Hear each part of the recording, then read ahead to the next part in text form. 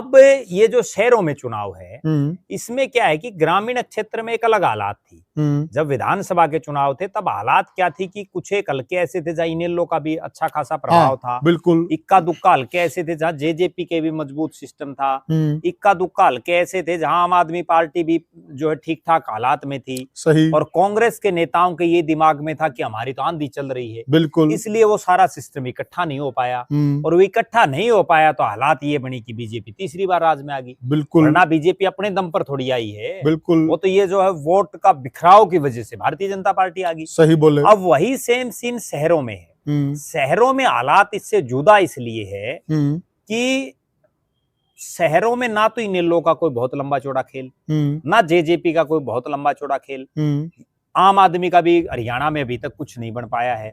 और विशेषकर शहरों में जो चुनाव परिणाम जो दिखा रहे हैं कि कुछ भी नहीं हासिल कर पाई जी, जो कुछ एक वोट आए वो ग्रामीण सीटों पर ही ज्यादातर आए हैं उनको। बिल्कुल।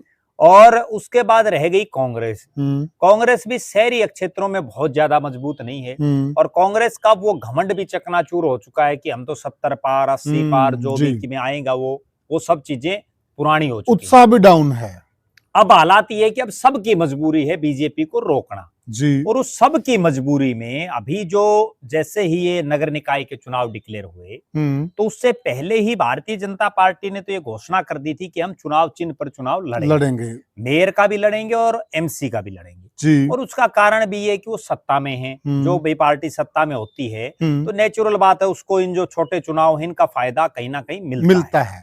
क्योंकि लोग ये सोचते हैं कि सरकार ऊपर है नीचे है तो हम जो है फायदा उठाएंगे। जी बिल्कुल। और दूसरी बात ये है कि बीजेपी वैसे भी शहरी क्षेत्रीय पार्टी है, बिल्कुल शहरों में ज्यादा उसका जो है प्रभाव हमेशा से रहा है। हमेशा से रहा। जब बीजेपी हरियाणा में कुछ नहीं थी, जब बंसीलाल और चौधरी देवीलाल की पार्टी के साथ ये अलायंस रहे इनके जी, तब भी इनको अक्सर शहरी सीटें देते थे।